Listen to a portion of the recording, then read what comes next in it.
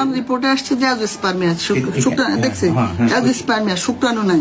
তখন আপনাদেরকে ডাক্তার বলে দিচ্ছে, একজন ইউরোলজিস্ট দেখাইছেন, উনি বলে দিচ্ছে যে ছোটাছুটি করে লাভ নাই, মানে চিকিৎসা করলে বাচ্চা আসবে না।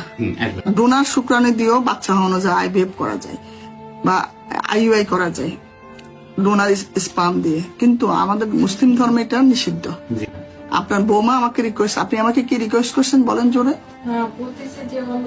উনি চাচ্ছে যে কোনো উপায়ে একটা বাচ্চা, আপনার বৌমা, যে আমি একজন মুসলিম হিসেবে আমাদের মানে বাংলাদেশে আইনেও স্পাম, ডোনার স্পাম দিয়ে আইইউআই বা আইভিএফ করা নিষেধ। আপনারা যে কোনো উপায়ে যেটা বলতে চাচ্ছেন, আমাকে হিন্স দিতে চাচ্ছেন, সেটা আমি করতে পারতেছি না। ঠিক আছে, তাহলে আর ইয়া করেন না, আল্লাহ ভরসা। আল্লাহ তো মানুষকে সবাইকে বাচ্চা দেয় না, কারো ছেলে দেয়, কারো মেয়ে দেয়, কারো কিছুই দেয় না, এটা মেনে নিতে হবে, আল্লাহ হুকুম। রিপোর্টটা তো ওনার বীর্যে শুক্রাণু নাই, আবার হলো হরমোনও অনেক বেড়ে গেছে, অর্থাৎ এটাকে আমরা বলি প্রাইমারি টেস্টিকুলার ফেলিওর। অন্ডকোষ থেকে মানে স্পাম তৈরি হচ্ছে না, কারণ হলো তার অন্ডকোষের ফেল হয়েছে। এটা যাদের এরকম প্রাইমারি টেস্টিকুলার ফেলিওর হয়, এটা কিন্তু আসলে চিকিৎসা করে ভালো করা যায় না।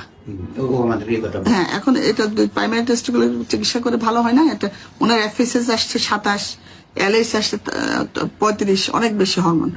এগুলি যদি আমরা হরমোন অনেক সময় কম থাকে, যেমন 5, 4 এরকম থাকে এফএসএস, এলএস, তখন মনে করি যে অন্ডকোষটাতে হয়তোবা আমরা এটা ব্লকের কারণে হচ্ছে।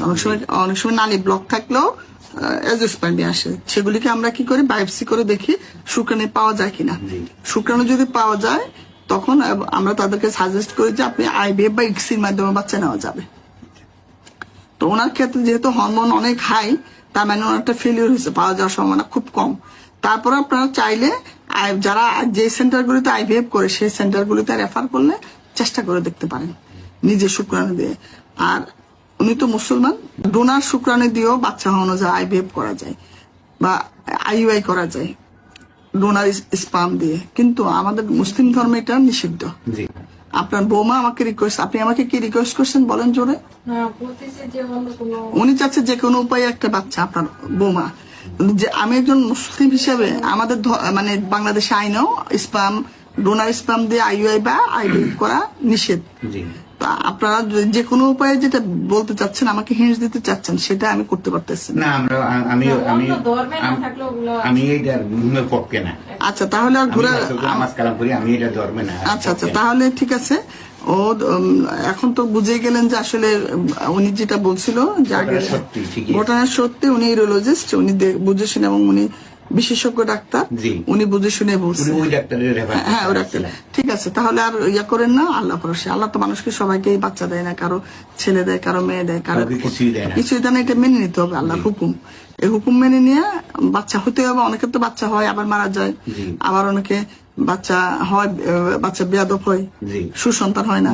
তো আল্লাহ কোন হেকমতের কারণে ওনাকে দিচ্ছে না, এটা তো আল্লাহ ছাড়া কেউ জানে না। মেনে নিতে হবে, মেনে নিয়ে নর্মাল জীবন যাপন করতে হবে।